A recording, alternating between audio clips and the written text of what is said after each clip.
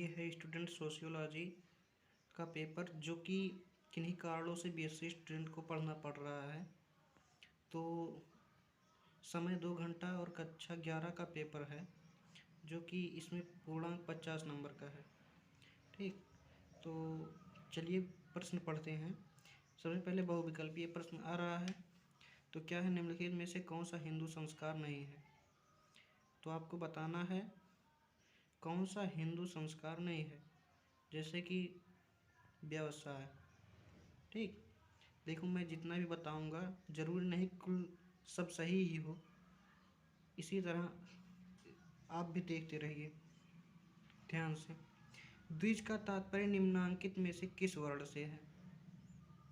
ब्राह्मण वर्ण से, वैश्य वर्ण से, क्षत्रिय वर्ण से, इनमें से सभी। तो द्विज का तात्पर्य किस वर्ण से है? इनमें से सभी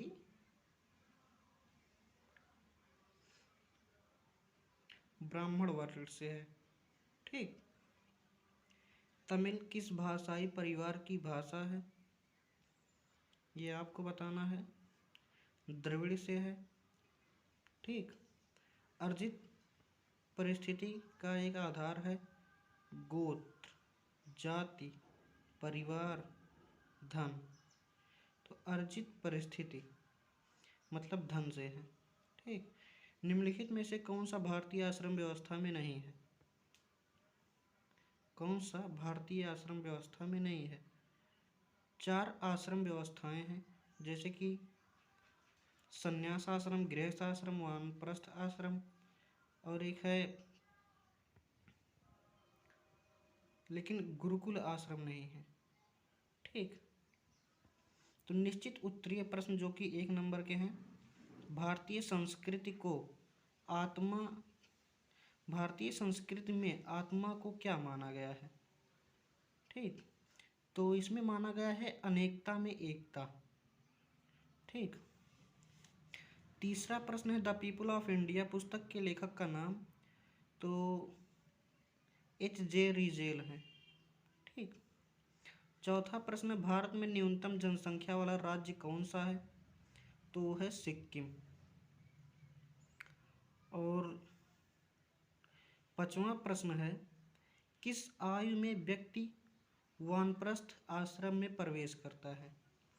तो वो है 25 से 50 वर्ष। पहला आश्रम ब्रह्मचर्य। हाँ, यहाँ पर देखो मतलब 4 आश्रम है। कौन कौन? ब्रह्मचर्य, उसके बाद है वानप्रस्थ, उसके बाद है गृहस्थ। गृहस्थ आश्रम को सबसे अच्छा आश्रम माना गया है मनुस्मृति के अनुसार भी। ठीक, तो 6वां प्रश्न है अनुलोम विवाह क्या है? अनुलोम विवाह। ठीक, अनुलोम विवाह हुआ है जो कि उच्च जाति की लड़की निम्न जाति के साथ लड़के के साथ विवाह करे। ठीक, उसे क्या कहते हैं? अनुलोम विवाह।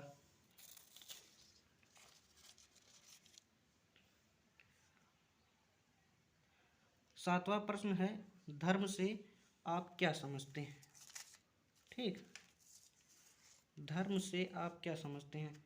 8वां प्रश्न है प्रभु जाति की अवधारणा क्या है? 9वां है विवाह की अनिवार्यता और जनसंख्या नियंत्रण पर प्रकाश डालिए। महर किसे कहते हैं? आपको दहेज और महर में भी अंतर भी याद करना पड़ेगा। ठीक, सामाजिक विधान किसे कहते हैं? वर्ण व्यवस्था की 4 प्रमुख विशेषताएं बताइए। जाति व्यवस्था, देखो वर्ण व्यवस्था और जाति व्यवस्था में से प्रश्न जरूर आता है, हर बार आता है। वर्ण व्यवस्था की 4 प्रमुख विशेषताएं बताइए। और क्या है? जाति व्यवस्था की 4 अकार्यों को बताइए। ठीक, अकार्यों को। 14 प्रश्न है आश्रम व्यवस्था का क्या तात्पर्य है? इसकी उपयोगिता पर प्रकाश डालिए।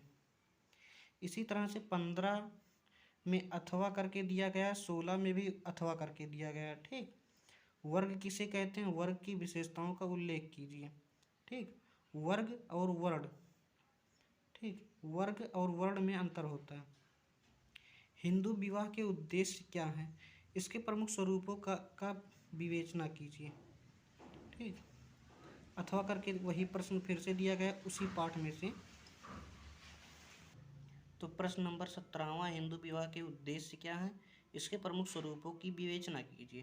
ठीक, यदि आप इसका हेडिंग भी लिख देंगे तो भी कोई, तो मतलब जैसे 1-2 नंबर पा सकते हैं। ठीक, जो कि 300 शब्दों में लिखना रहता है, तो कोशिश करना कि हेडिंग याद हो जाए।